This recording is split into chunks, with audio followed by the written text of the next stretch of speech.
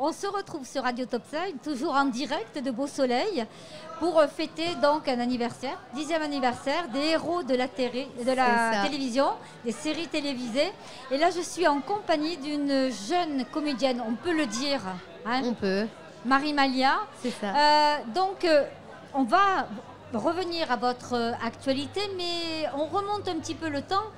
Parce que bon, c'est vrai, ça a commencé réellement en 2020 avec Plus belle la vie. C'est ça. Mais avant, il y a eu des cours de théâtre, les textes de Molière, les textes plus contemporains, etc., ouais. etc. J'ai mangé beaucoup de théâtre classique à l'époque. C'était un très bel exercice. Voilà, ça m'a appris. Vous avez appris beaucoup. Une régularité pour apprendre mes textes. Et puis, ça m'a fait perdre mon accent marseillais surtout. Alors, le début de l'aventure avec Plus belle la vie, ça s'est passé comment ? Ça s'est passé super bien. En fait, on a eu tout de suite un petit groupe de jeunes avec Florian et Tim qui s'est créé. Puis plus tard, on a rencontré Ella, puis les autres jeunes qui sont arrivés. Mais ouais, en fait, tout de suite, on avait notre petit noyau. Et puis, tout le monde autour a été hyper accueillant. Et en fait, c'était la maison. Je me suis sentie à ma place très rapidement. C'était chouette. Vous êtes Lola Corcel ? C'est ça. C'est ça ? Lola Corcel. Dites-nous quand même 2 mots sur Plus belle la vie, parce que c'est vrai que c'est une longue histoire, mais qui va s'achever. Plus belle la vie, le premier mot qui me vient, c'est vraiment la bienveillance, l'accompagnement. Les gens on est tous là les uns pour les autres, on se connaît tous. On connaît comment on aime les gens, comment on ne les aime pas, mais on les aime quand même. Une vraie famille. Pour tout ce qu'ils ont de bien et de moins bien, mais on s'aime et c'est ça qui est magnifique. Et c'est ça qu'il faut pour arriver à tourner pendant 18 ans sans s'arrêter. C'est clair. Actuellement, les combattantes. C'est ça. Extraordinaire, je le suis, je vous assure, c'est vraiment... Mais c'est prenant, mais c'est 4 filles qui se battent comme des dingues, plus vous.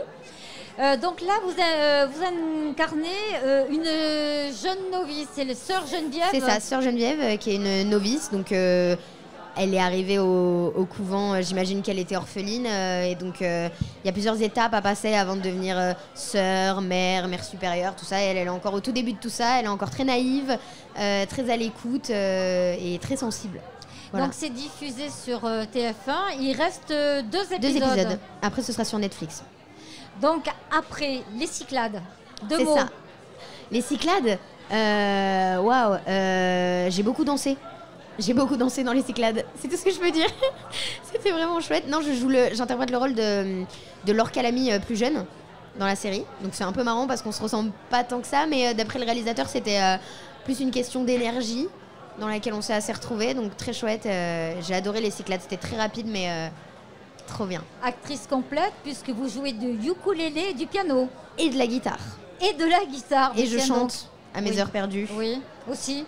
Ouais, j'essaye, je suis très curieuse, j'aime bien toucher à tout et je suis pas une as des instruments, mais pour ce qui est la base, les choses comme ça, c'est assez instinctif chez moi, donc c'est cool, je m'amuse bien avec ma petite guitare, mon petit ukulélé. L'actualité, l'Abîme ? L'Abîme aussi, bien sûr, ça c'était génial.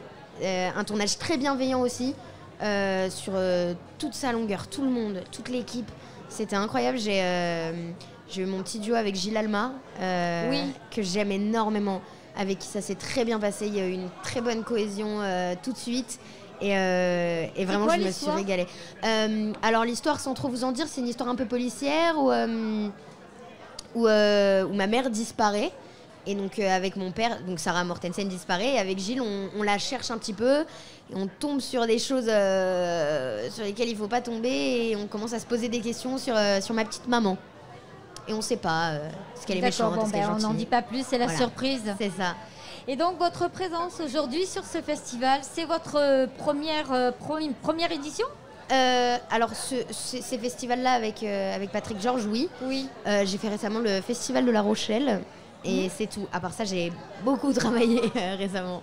Vous êtes contente d'être là ? Je suis très contente. Je rencontre des gens super et puis je suis entourée de gens que je connais déjà qui sont aussi géniaux. Donc ouais, puis c'est assez mignon, c'est assez intimiste. J'aime bien ce genre de délire. Merci beaucoup. Eh ben, y a pas de souci. À bientôt. À bientôt. Bonne chance pour la suite. Merci. Au revoir. Merci.